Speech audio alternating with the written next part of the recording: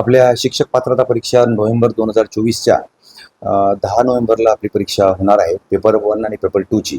त्यामध्ये एकूण पेपर 1साठी 1,52,597 विद्यार्थी आहेत. पेपर 2साठी 2,01,340 विद्यार्थी आहेत. दोन्ही पेपर मिळून 75,996 आहेत आणि एकूण पेपर्स आणि विद्यार्थ्यांची संख्या आहे 3,53,937.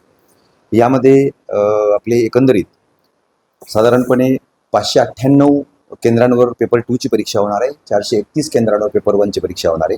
प्रत्येक जिल्हा मुख्यालय, एकूण आपले 37 मुख्यालय आहेत.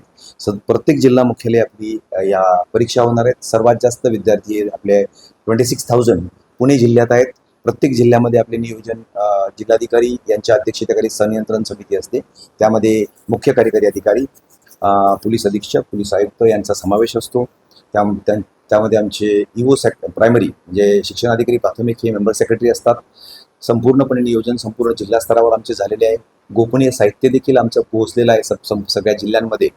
आणि ट्रेनिंग्स ज्या पाहिजे असतात म्हणजे सर्व समवेक्षक, पर्यवेक्षक, झोनल अधिकारी, केंद्र संचालक या सर्वांचे प्रशिक्षण, पहिले असेल दुसरं प्रशिक्षण, सगळे प्रशिक्षण त्यांचे जिल्हा स्तरावर पूर्ण पार पडलेले आहेत. आवश्यक ते सर्व नियोजन झालेले आहे.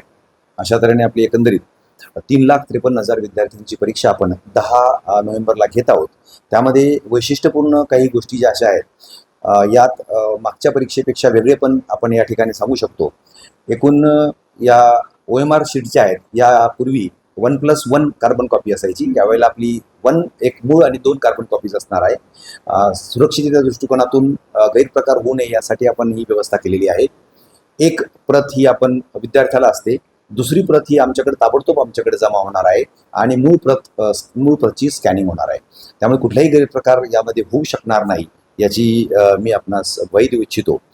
त्यानंतर परीक्षेच्या दिवशी आपण 2-3 सुरक्षा प्रणाली आपण अवलंबलेली आहे. त्यामध्ये एकतर HHMD आपण म्हणतो, हँड हेल्ड मेटल डिटेक्शनद्वारे फ्रिस्किंग आपण सर्व विद्यार्थ्यांची करणार आहोत. पुरुषांची फ्रिस्किंग पुरुष तंत्रज्ञाकडून, महिला तंत्रज्ञाकडून होणार आहे. त्याचसोबत biometric machine along with face recognition, यामध्ये कुठल्याही प्रकारचा चुकीचा विद्यार्थी किंवा आपण म्हणतो डमी विद्यार्थी हा येणार नाही याची दक्षता आम्ही या परीक्षेच्या काळामध्ये घेणार आहोत. सुरुवातीचे 1.5 तास आधी विद्यार्थ्यांनी त्यासाठीच येणं आवश्यक आहे, जेणेकरून त्यांचे बायोमेट्रिक, फेस रेकग्निशन, फ्रिस्किंग या सर्व प्रक्रिया आपण सुरुवातीला करणार आहोत. 10 वाजून 10 मिनिटांपर्यंत सर्व उमेदवारांनी आपल्या परीक्षा केंद्रावर हजर राहायचं आहे. प्रामुख्याने पेपर 1 हा 10:30 ते 1 आणि पेपर 2 2:30 ते 5 या दरम्यान राहणार आहे. फ्रिस्किंगसाठी माझी उमेदवारांना एक आव्हान राहणार आहे की त्यांनी आपले मेटल संबंधीचे जे काही असेल, धातू जे असतील आपल्या शरीरावरचे, ते सर्व काढून आपल्या एका हातात घेऊन त्याची फ्रिस्किंग झाल्यानंतर परत ते त्यांच्याच ताब्यात असणार आहे, जेणेकरून त्यांना ते परत घालता येईल. कारण फ्रिस्किंगच्या वेळेस ही बीप आवाज येत असतो, तर फ्रिस्किंगच्या वेळेस आपल्याला ते सुरक्षा उपाययोजनेसाठी विद्यार्थ्यांना त्या अनुषंगाने कार्यवाही करावी लागणार आहे. पोलीस संरक्षण सर्व आपल्या परीक्षा केंद्रांना देण्यात आलेले आहे. अशा प्रकारे आपली चांगली, अतिशय उत्तम प्रकारे अजून एक आर्टिफिशियल इंटेलिजन्ससह CCTV ऑनलाईन ॲक्सेस आम्ही यावेळेला घेत आहोत. प्रत्येक वर्गखोलीमध्ये आमचं CCTV राहणार आहे, लाईव्ह राहणार आहे आणि त्याला आर्टिफिशियल इंटेलिजन्सची जोड आपण दिलेली आहे.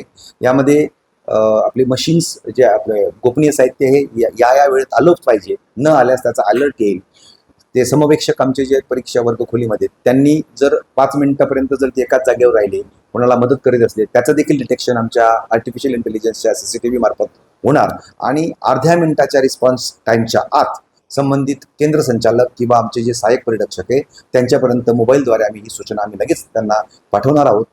जिल्हा स्तरावर शिक्षणाधिकारी यांच्या लेवलला देखील संनियंत्रण कक्ष राहणार आहे आणि आमच्या परीक्षा परिषदच्या पुणे मुख्य कार्यालयात देखील याचे आमचा केंद्र त्या ठिकाणी आम्ही स्थापित केलेलं आहे.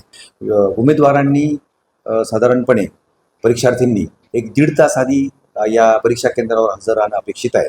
यामध्ये आपण फ्रिस्किंग आहे, त्यानंतर biometric machine along with face detection या सर्व सिक्युरिटी फीचर्स आपण अंमलात आणत असल्यामुळे यांना वेळ लागू शकतो आणि विद्यार्थ्यांना देखील कुठल्याही प्रकारची असुविधा होऊ नये म्हणून 1.5 तास आधी विद्यार्थ्यांनी आपापल्या परीक्षा केंद्रावर हजर राहायचं आहे.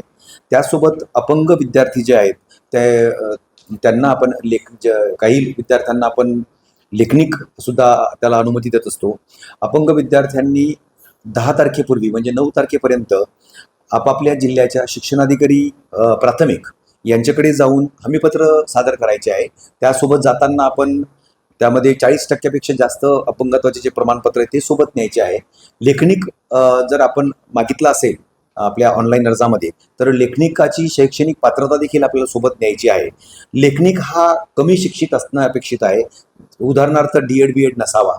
पहिल्या पेपरसाठी तो 12वी पास नसावा. त्यासोबत पेपर सेकंडसाठी तो पदवीधर नसावा.